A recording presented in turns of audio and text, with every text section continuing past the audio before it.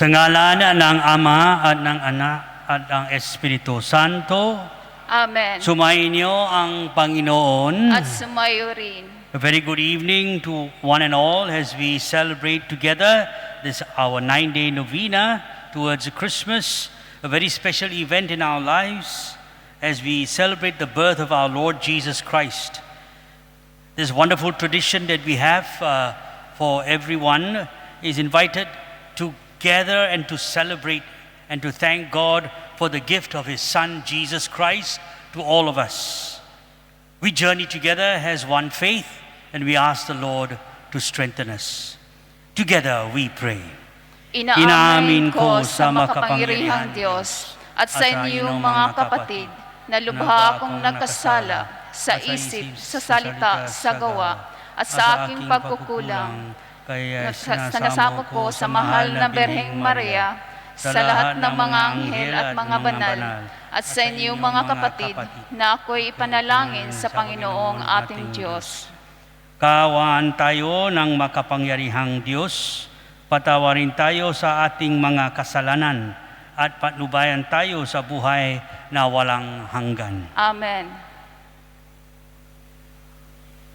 Panginoon, kaawaan mo kami. Panginoon, kaawaan mo kami. Kristo, kaawaan mo kami. Kristo, kaawaan mo kami. Panginoon, kaawaan mo kami. Panginoon, kaawaan mo kami.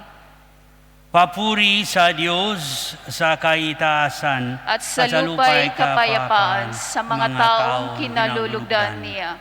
Pinupuri ka namin, dinarangal ka namin, sinasamba ka namin, ipinagbubunyi ka namin, pinasasalamatan ka namin dahil sa dakila mong angking kapurihan. Panginoong Diyos, Hari ng langit, Diyos samang makapangyarihan sa lahat, Panginoong Hesukristo, bugtong na anak, Panginoong Diyos, Kordero ng Diyos, anak ng Ama. Ikaw na nag-aalis ng mga kasalanan ng sanlibutan, maawa ka sa amin. Ikaw na nag-aalis ng mga kasalanan ng sanlibutan, tanggapin mo ang aming kahilingan. Ikaw na naluluklok sa kanan ng Ama, maawa ka sa amin. Sapagkat ikaw lamang ang banal, ikaw lamang ang Panginoon, ikaw lamang, O Hesukristo, ang kataas-taasan kasama ng Espiritu Santo sa kadakilaan ng Diyos Ama. Amen. Manalangin tayo. Ama naming makapangyarihan, ipakaloob mong kami makamit kailanman ng kalusugan at kagalingan sa aming katawan at kalooban.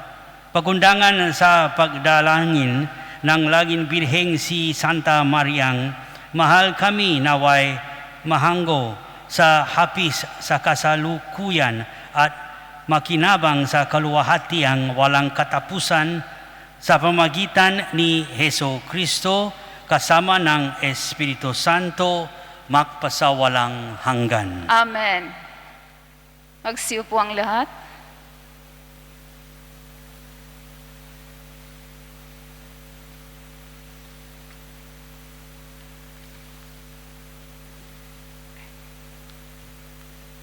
Pagbasa mula sa aklat ng awit ni Solomon. Ang tinig ng aking mahal ay akin ang naririnig. Mga gulod tinatahak upang ako'y makaniig. Itong aking mangingibig ay katulad niyong usa. Mabilis kong kumilos, ang katawan ay masigla. Sa tabi ng aming pader, naroon lagi siya. Sumisilip sa bintana para ako ay makita. Ang mahal ko ay nangusap at ganito ang tinuran. Sa akin ay sumama ka, halika na, aking mahal. Lumipas na ang taglamig, ang buong lupain, sa buong lupain at ang tag-ulan ay natapos na rin. Bulaklak sa kaparangan, tingna't namumukadkad na. Ito na nga ang panahon upang tayo ay magsaya. Sa bukid, ang mga iboy humuhuni, kumakanta. Iyong mga bungang igos ay hinog ng para-para at ang mga punong ubas sa bulaklak ay hitik na. Tayo na nga aking mahal, sa akin ay sumama ka, ika'y parang kalapati nagkukubli sa batuhan. Halika at ang ganda mo ay nais kong mapagmasdan at ng aking ding marinig ang tinig mong ginintuan. Ang salita ng Diyos. Salamat sa Diyos. Salmong tugunan, Panginooy papurihan ng tapat niyang sambayanan. Panginooy papurihan ng tapat niyang sambayanan. Ang Panginoong Diyos ay pasalamatan, tugtugin ang alpat, awit ay saliwan. Isang bagong awit, awiting malakas, kasaliw ang tugtog ng alpang marilag. Panginooy papurihan ng tapat niyang sambayanan. Ngunit ang mga panukala ng Diyos ay namamalagit walang pagkatapos. Mapalad ang bansang Panginoon ay Diyos.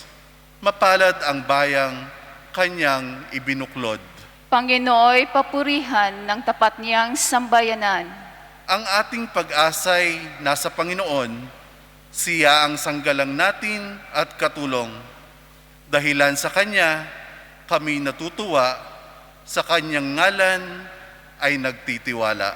Panginooy papurihan ng tapat na niyang sambayanan. Magsitayo po tayong lahat.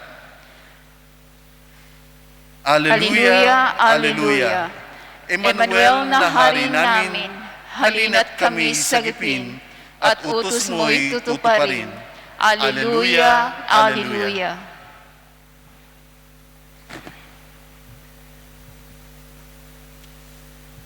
Sumainyo ang Panginoon. At sumayo rin. Ang mabuting balita ng Panginoon ayon kay San Lucas. Papuri sa iyo, Panginoon.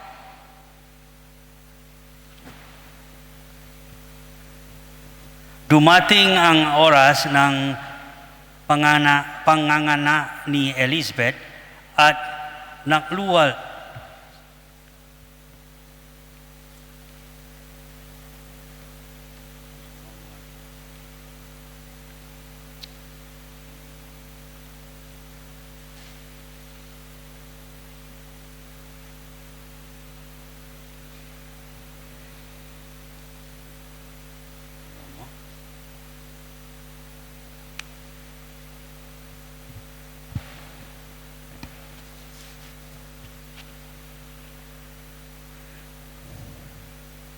Si Maria ay nagmamadaling pumunta sa isang bayan sa kaburulan ng Judea.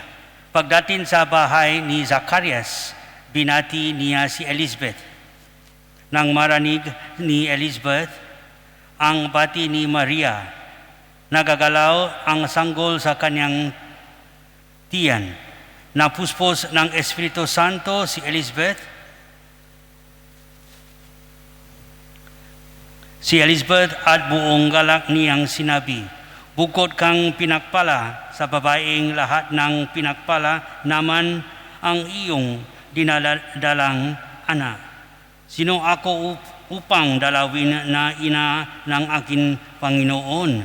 Sapagkat pagkarinig ko ng iyong bati ay nagagalaw sa tuwa ang sanggol sa aking tiyan.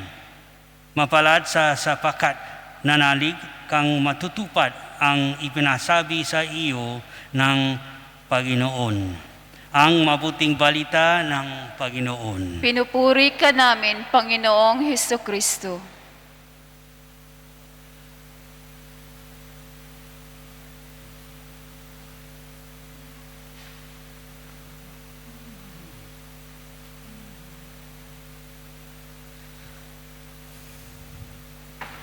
During the course of a single week,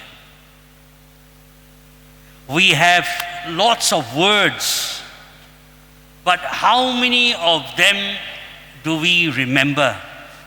Like saying something to someone, or some words that had caught attention during the week. You said something to someone. And if you recall, maybe you might just smile about it or whatever it is. So each Sunday, or rather for many of us, every Sunday, every day, we hear the words of Christ. So that the promise that Christ gives to each and every one of us will come true. Because he says it very clearly in the Gospels. All things will pass, but my words will always remain. The word of God will always remain. So how will we listen to his words? How can we keep his words? During the week, we keep some words that we have told someone, or maybe we have scolded someone, and we keep on talking about it throughout the whole week, how you scolded a person and how you use those words. There was an old priest that was working in a very remote area, helping the poor in that whole village. And he also had 2 promising men under his instruction. So one day this priest was called to return home. So however, before leaving, the priest gave each of these 2 promising men a copy of the Gospels, saying that it's all here, he says. Everything you need for your life, it's all here. The book of the Gospels. I'm sure you know the Gospels. There are 4 books, the Gospels. And everything for your lives. So there you have the words of the Master himself. And this book will never lead you astray. So it is an incredible wealth for you. So you don't need me. You need this book. So they promised him, that these 2 young men promised him that they will study the book diligently and they will do it with love and enthusiasm. So as soon as the first young man also went home nearer the village, after his work and all that, he'll go home, he put a leather cover on the book to preserve wear and tear. And he kept it in a very careful place in his house. Only when misfortune came, he would take the book and then he will find comforting verses. So as he put it away, maybe there were tears in his eyes because he read the text. On the whole, it remained on the shelf. It became for him an object of veneration, putting it there all the time with that leather cover. So this man lost the most important thing that he had. He promised to study the message and put it into practice. He never experienced this in his life. And so he went against the words of the book. The second man, while on his way home, he went to the aid of a neighbor because the house was on fire. So he's in eagerness, he put aside the book and he went to rescue the members of the family. But afterwards, when he went back to find the book, it was all burnt. And he was very sad. But he would explain to each and every one of us in his letters that while he was along the way, he had read the Gospels and he had kept it all in his heart. And he would do the work that the words of God told him to do, to reach out to God in prayer and to reach out to your brothers and sisters who are in need. So, and he recalled what the priest said, that the book contains only the things that were the best and deepest in life. And so that brought the life in him. He didn't need the book to read already because he had it all in his heart, because he experienced it and he used that experience for the good of building the kingdom of God. And so he went through a very wonderful time of searching the Lord in his prayer life and giving his best to his brothers and sisters.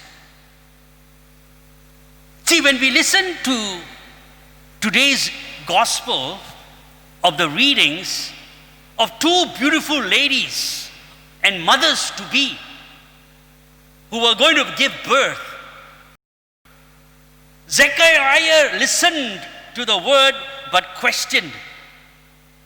Elizabeth received the word of God and she carried the baby. She did not know why the Lord was so good to her, but she proclaimed and thanked God that there was no shame in the family, and then now she is getting the baby.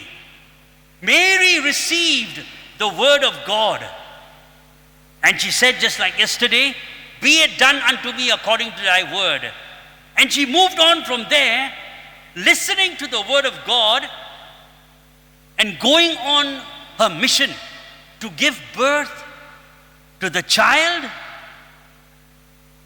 and to bring forth salvation. So these two beautiful ladies never went against the word, but proclaimed the word in this beautiful section today of the gospel. And as you read further on, you would see how the great hymn of Mary comes with the Magnificat. So how should we live? As we see in today's gospel, the words of the Lord will remain forever. But those words must be acted out in each and every one of you. No matter how you know the gospel by heart, no matter how you read the gospel, but we as individuals must act out the word of God and proclaim the message proudly and clearly. Today, these two women gave their best. They proclaimed the greatness of God and they thanked God for the word that they had received. And it is their work now to bring the good news. And this is the message for each and every one of us. We receive the word of God and we proclaim that message in our mission as a Christian brother and sister.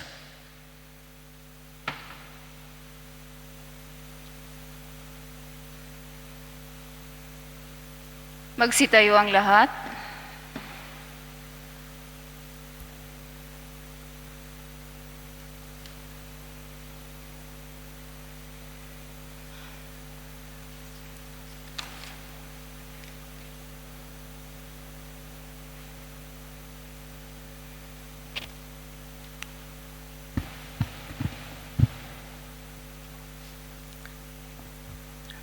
Marapat lamang ng papurihan ng Diyos, hindi dahil nakatanggap tayo ng biyaya, kundi dahil mula sa Kanyang kabutihang loob, patuloy ang Kanyang pagbibigay. Sa bawat panalangin ng ating pong itutugon, Panginoon, biyayaan mo kami. Panginoon, biyayaan mo kami. Para sa mga pinuno ng ating simbahan, maging masigasig nawa sila sa pagpapalaganap ng mabuting balita ng kaligtasan sa lahat ng tao. Manalangin tayo. Panginoon, biyayaan mo kami. Para sa mga pinuno ng ating pamahalaan, magpakita nawa sila ng natatanging pagpapahalaga sa kapakanan ng mga dukha at mga aba sa pamamagitan ng kanilang paglilingkod at makabuluhang programa. Manalangin tayo. Panginoon, biyayaan mo kami. Para sa mga pamilya, maging tagapagpalaganap nawa ang bawat miyembro nito ng pag-ibig at kabanalan tungo sa pangkahalatang kapayapaan. Manalangin tayo. Panginoon, biyayaan mo kami. Para sa ating lahat na natitipon ngayon, maging bukas nawa tayo sa pagbabahagi ng talino, oras at pag-ibig sa kapwa bilang tanda ng ating pasasalamat sa lahat ng biyaya ng Panginoon. Manalangin tayo. Panginoon, biyayaan mo kami. Para sa mga namayapa nating kapatid, makita nawa nila ang Diyos na nananabik sa kanilang pagpasok sa kanyang tahanan.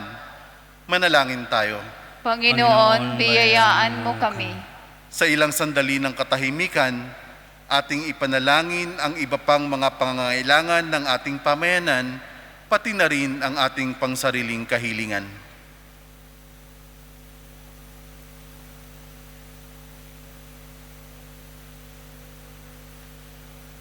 Manalangin tayo.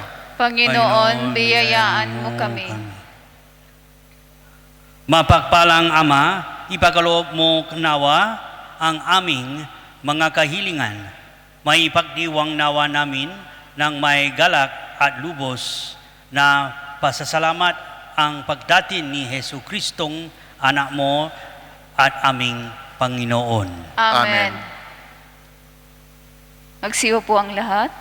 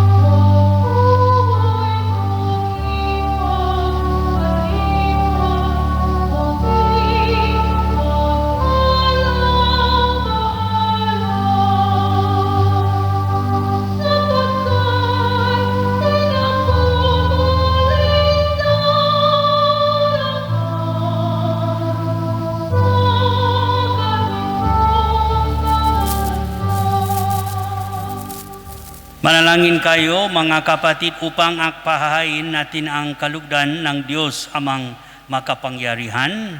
Tanggapin nawa ng Panginoon itong paghahain sa iyong mga kamay sa kapurihan niya at karangalan sa ating kapakinabangan at sa buong sambayanan niyang banal.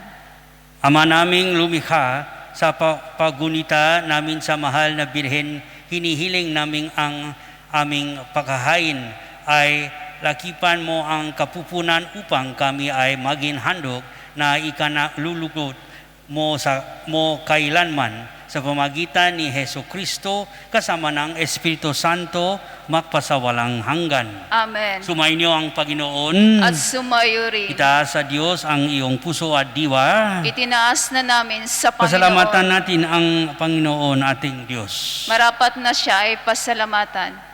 Ama naming makapangyarihan, tunay ngang marapat na ikaw ay aming pasalamatan sa pamagitan ni Hesu Kristo na aming Panginoon. Ang pagsusugo mo sa Kanya ay ipinahayag ng lahat ng mga propeta. Ang pagsilang niya ay pinanabikan na mahal ng birheng kanang inang tunay sa kapangyarihan ng Espiritu Banal. Ang pagdaktin niya ay inilahat ni San Juan Bautista sa kanyang pagbibinyag.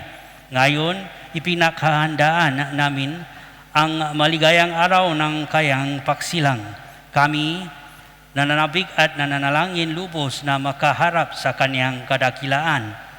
Kaya kaisa ng mga anghel nang nagsisiawit ng papuri sa iyo, nang walang humpay sa kalangitan kami, nagbubuni sa iyong kadakilaan. Santo, Santo, Santo, Panginoong Diyos ng mga hukbo, napupuno ang langit at lupa ng kadakilaan mo. Hosana sa kaitaasan, pinagpala ang naparirito sa ngalan ng Panginoon. Hosana sa kaitaasan.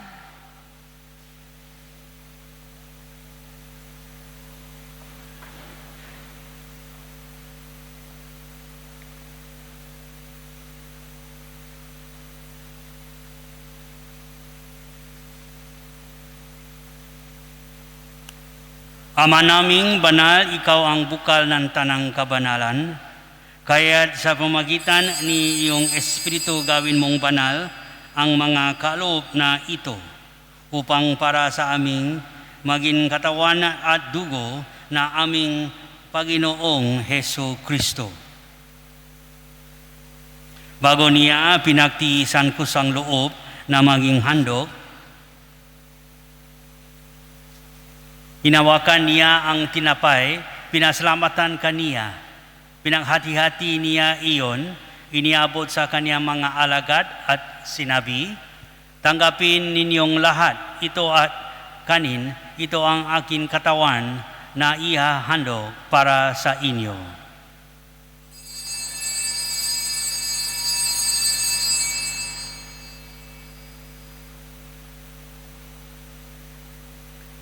Gayon din naman noong matapos ang hampunan, hinawakan niya ang kalis, muli kaniyang pinasalamatan, iniabot niya ang kalis ng kaniyang mga alagad at sinabi, tanggapin ninyong lahat ito at inumin. Ito ang kalis ng aking dugo ng bago at walang hanggan tipan, ang aking dugo na ibubuhos para sa inyo at para sa lahat. Sa ikapagpapatawad ng mga kasalanan, gawin ninyo ito sa pag-alala sa akin.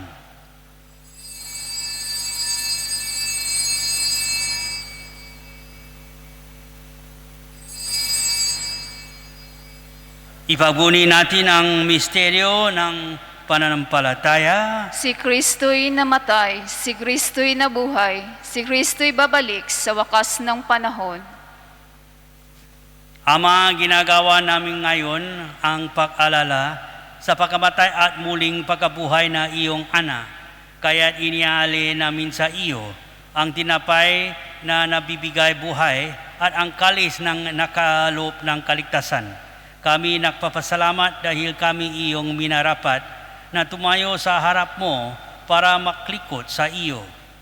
Isinasamo namin kami makasalo-salo sa katawan at dugo ni Kristo ay mabuklot sa pagkakaisa sa pamagitan ng Espiritu Santo. Ama, lingapin mo ang iyong simbahang laganap sa buong daigdig. Puspusin mo kami sa pag-ibig kay sa Francis na aming Papa at ni William na aming Obispo at ng Tanang Kaparian. Alalahanin mo rin ang mga kapatid naming nahimlay nang may pag-asang sila'y muling nabubuhay. Gayon din ang lahat ng mga pumanaw. Kaawan mo sila at patuloyin sa iyong kalinawagan. Kaawan mo at pagindapatin kami lahat na makasalo sa iyo buhay na walang wakas. Kaysa na mahal na Birheng Maria na ina ng Diyos, kaysa na mga apostol at ng lahat ng mga banal na namuhay dito sa daigdig ng kalugod-lugod sa iyo. May pagdiwang nawa namin ang pagpupuri sa ikararangal mo sa pamagitan na iyong anak na aming Panginoong Heso Kristo.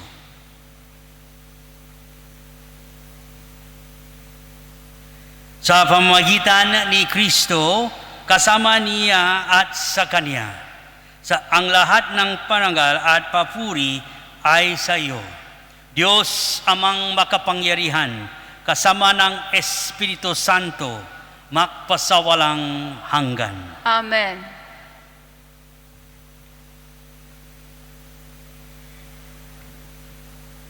Together as one family, we pray.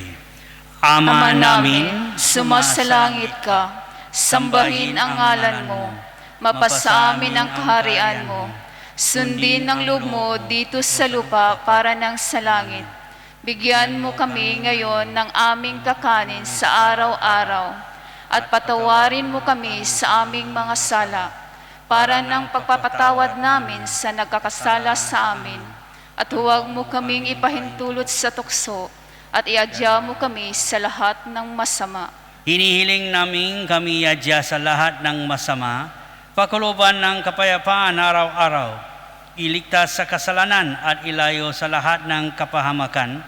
Samantalang amin pinananabikan ang dakilang araw ng pagpapahayag ng tagapagligtas namin si Heso Kristo. Sapagkat iyo ang kaharian at ang kapangyarihan at ang kapurihan magpakailanman. Amen. Panginoong Heso Kristo, sinabi mo sa iyong mga apostol, kapayapaan ang iniwan ko sa inyo, ang aking kapayapaan ang ibinibigay ko sa inyo. Tunghayan mo ang amin pananampalataya at huwag ang amin mga pagkakasala. Pakuluban mo kami ng kapayapaan at pagkakaisa ayon sa iyong kalooban, kasama ng Espiritu Santo, magpasawalang hanggan. Amen. Ang kapayapaan ng Panginoon ay laging sumainyo. At sumayo rin. Magbigay kayo ng kapayapaan sa isa't isa. Peace be with you. Peace.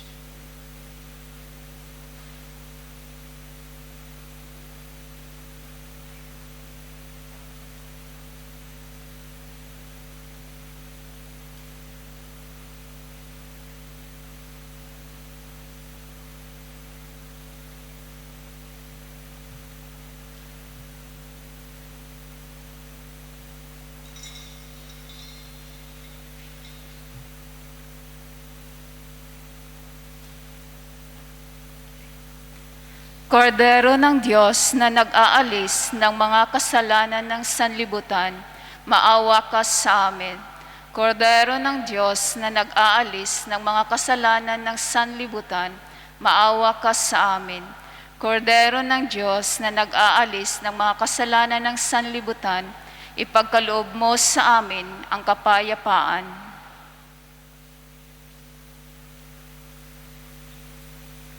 Ito ang kordero ng Diyos, ito ang nag-aalis ng mga kasalanan ng sanlibutan. Mapalad ang mga inaanyayahan sa kanyang piging.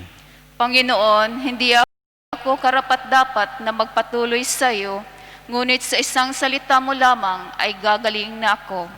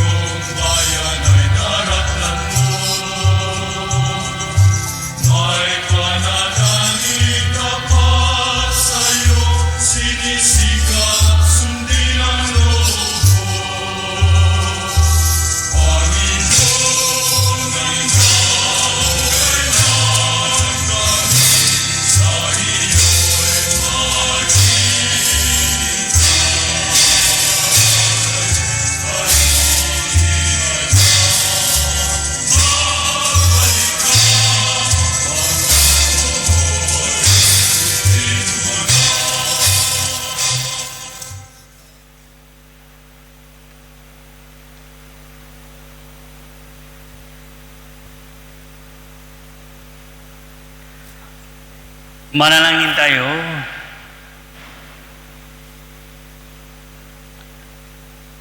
Ama naming mapakmahal, ang aming pagsasalo sa hain nagbibigay buhay sa panggunitan namin sa mahal ng ina ng iyong. Ana nang magdulo nawa sa amin ang iyong kagadahang loob upang lagi naming madama ang iyong paglingkap sa pamagitan ni Hesu Kristo kasama ng Espiritu Santo magpasawalang hanggan. Amen. Sumainyo ang Panginoon. At sumaiyo rin. Himuko kayo at hingin ang biyaya ng Diyos. Ang makapangyarihang Diyos, Ama ng buktong, ng nanaparito na noon at hinihintay natin bumalik ngayon, ay siya nawang magpabanal sa inyo pakundangan sa liwanag ng kanyang pagdating, at siya rin nawang pumuspos sa inyo sa pagpapala ngayon at magpasawalang hanggan. Amen. Padatagin nawa niya kayo sa pananampalataya, paligayahin sa pag-asa at paghilusin sa pag-ibig na puspos na siglag ngayon at magpasawalang hanggan. Kayong nagagalak sa pagdating ang nakatawan taong nanunubos ay puspusin nawa niya ang kantimpalang buhay na di matapos kapag siya'y tumating ng may kadakilaang lubos magpasawalang hanggan. Amen. Pagpalain kayong makapangyarihan Diyos, Ama at Anak at Espiritu Santo. Amen. Tapos na ang banal na misa, humayo kayong tagla ang pag-ibig upang ang Panginoon ay mahalin at paglingkuran. Salamat sa Diyos.